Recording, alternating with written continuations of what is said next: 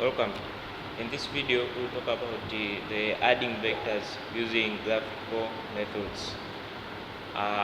We'll talk on summary about this part as we want to be showing the graphs, but we'll show exactly and we'll talk on summary how the vectors are represented using the graphical method.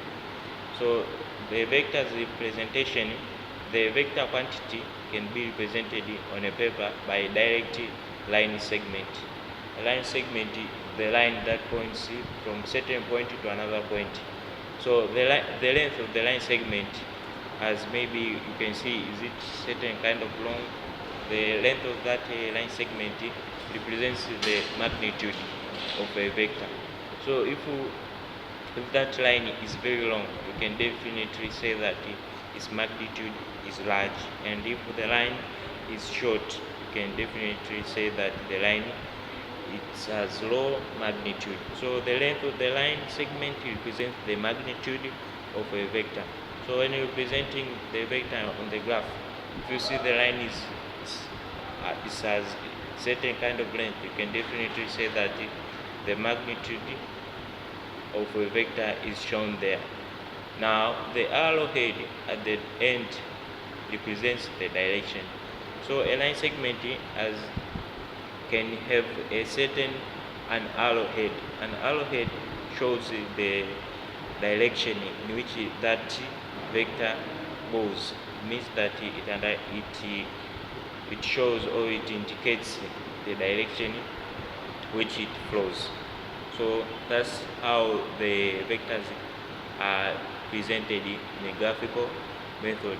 So you know the vectors through the features of the line segment.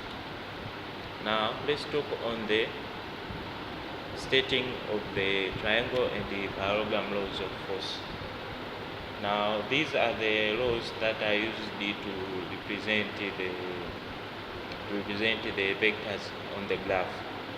I'll talk it in short, but it requires certain kind of drawings as to understand it more. But I hope this short notification or this short explanation will be helpful for the drawings of these vectors.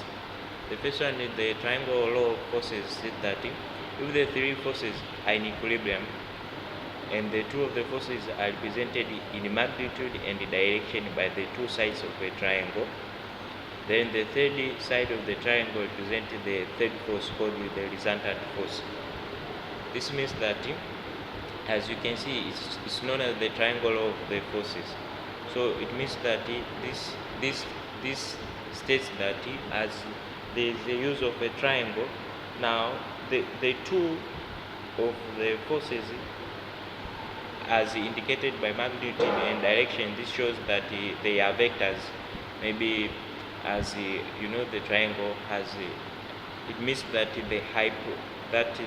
the opposite and the other side apart from the hypotenuse, those two of them, if they are joined together and they are indicated by a certain given direction together, now the resultant of the two sides of the triangle, this means that from the starting point of the first line and the ending part of the second line, if joined to form a triangle, now that the third side of the triangle represents the third force, which is the resultant force.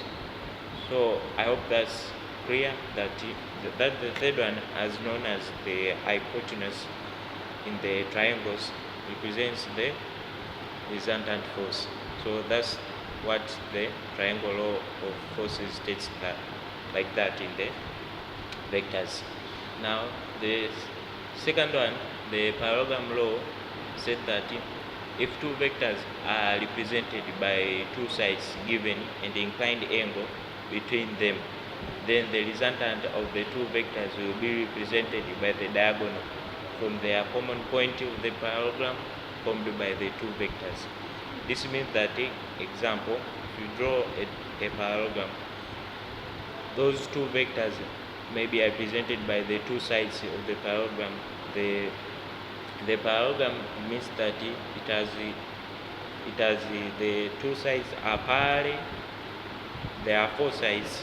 The two, each of them are parallel and they are equal.